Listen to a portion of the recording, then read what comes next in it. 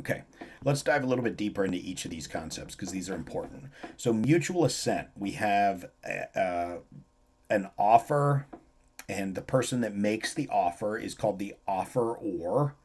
And we have the acceptance by the person to whom the offer is made. That person is called the offeree. So, the offeror makes an offer to the offeree. The example in the text is A offers to wash B's windows for $10.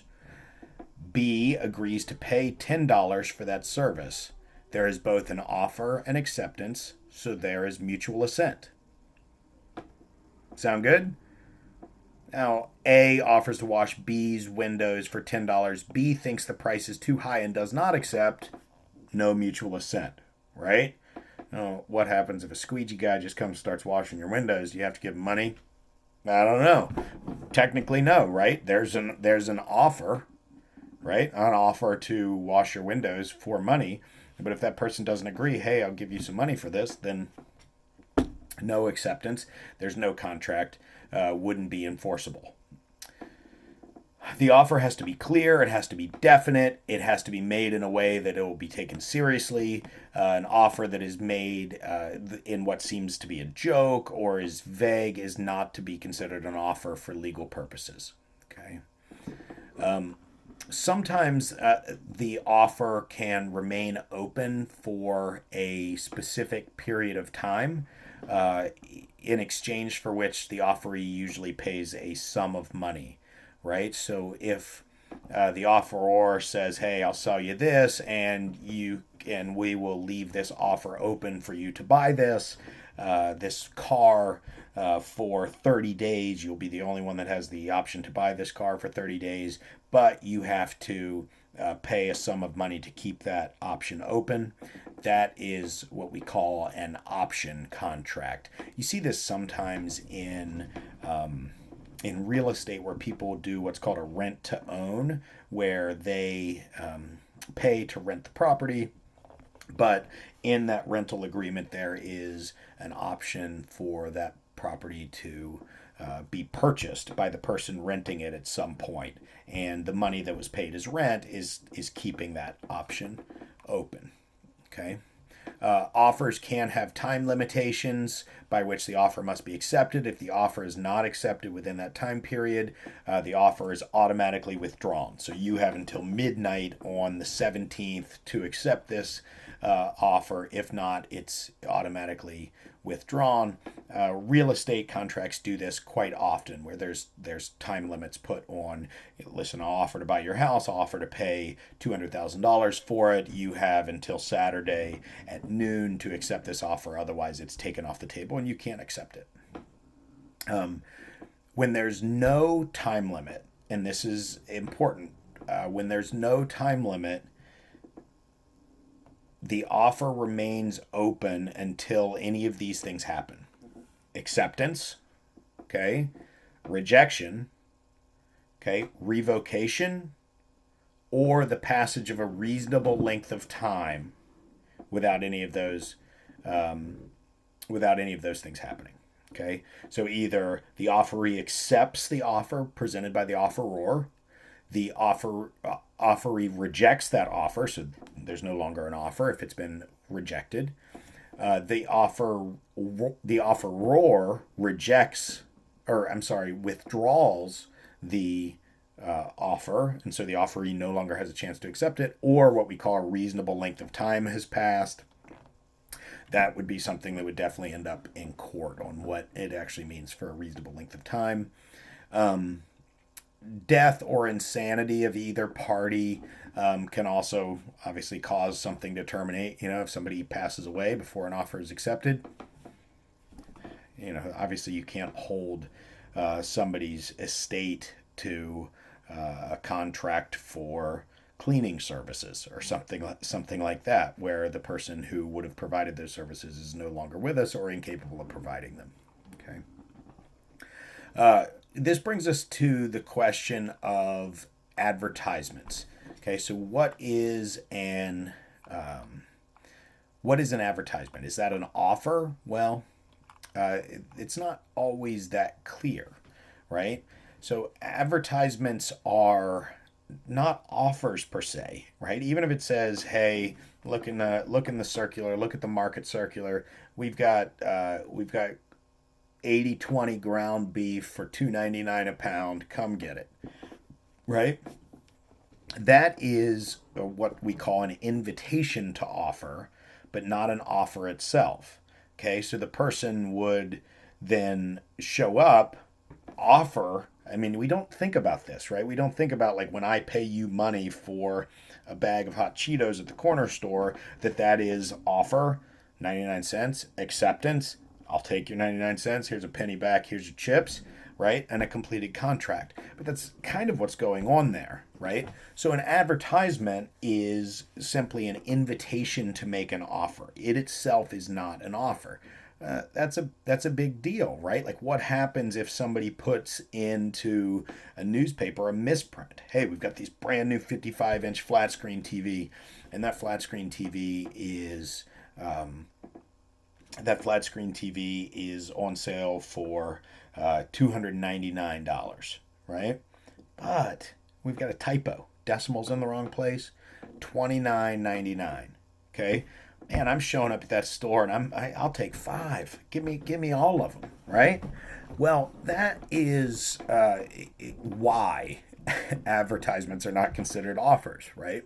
Because if there is a typo or something like that, the offeror, or in this case the advertiser, would not be held responsible for completing that contract if someone were to show up. It is really that then somebody has to show up, then the consumer makes the offer. They become the offeror.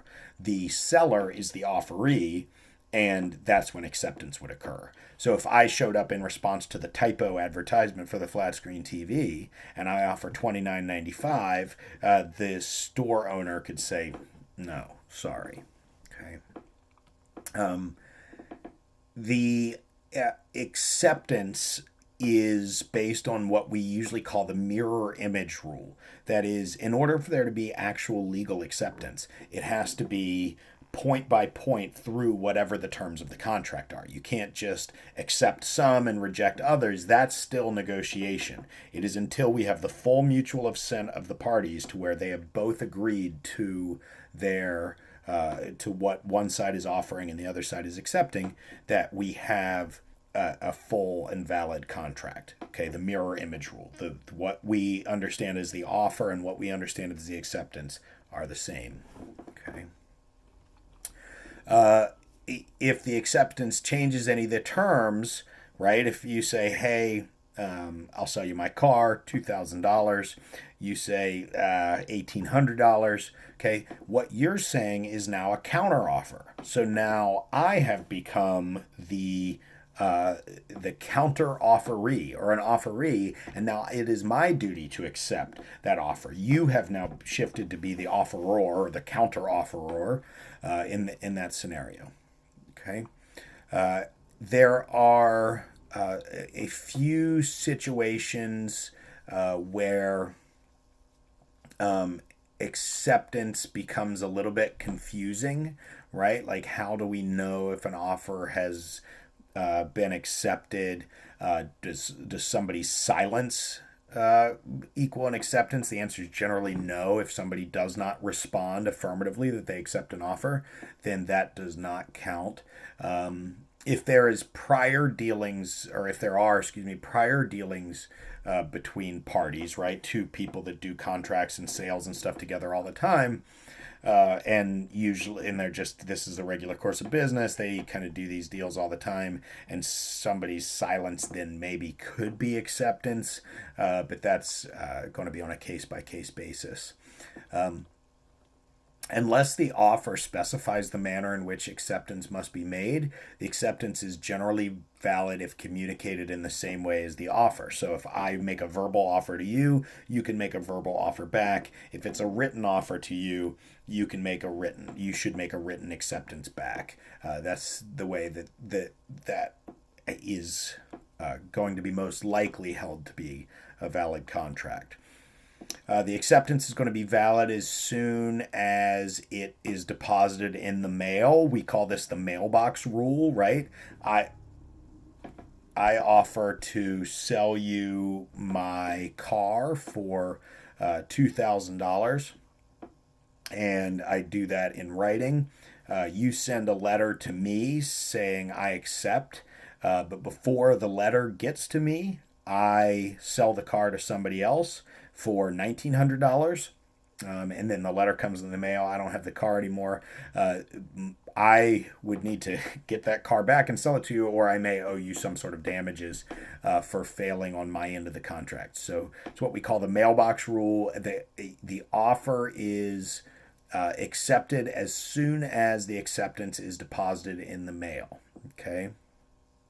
Um, the acceptance is, valid. Obviously, in that case, even though it's not received for a few more days.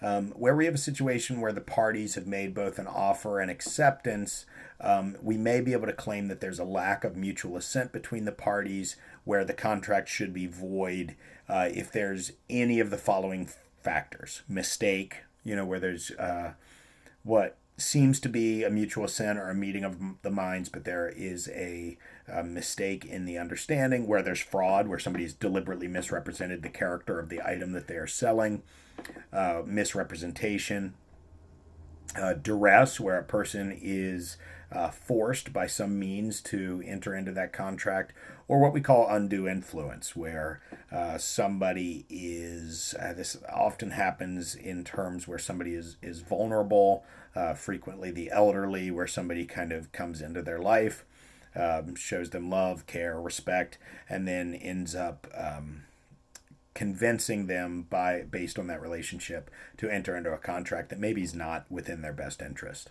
Okay. So that's the concept in a very, very detailed way of mutual assent. It's probably the most important part of contract law. So if you feel like you have an understanding of those concepts, you're going to be in very good shape, knowing that a contract can then be voidable where there is a mistake, where there's fraud, where there's misrepresentation, duress, or undue influence.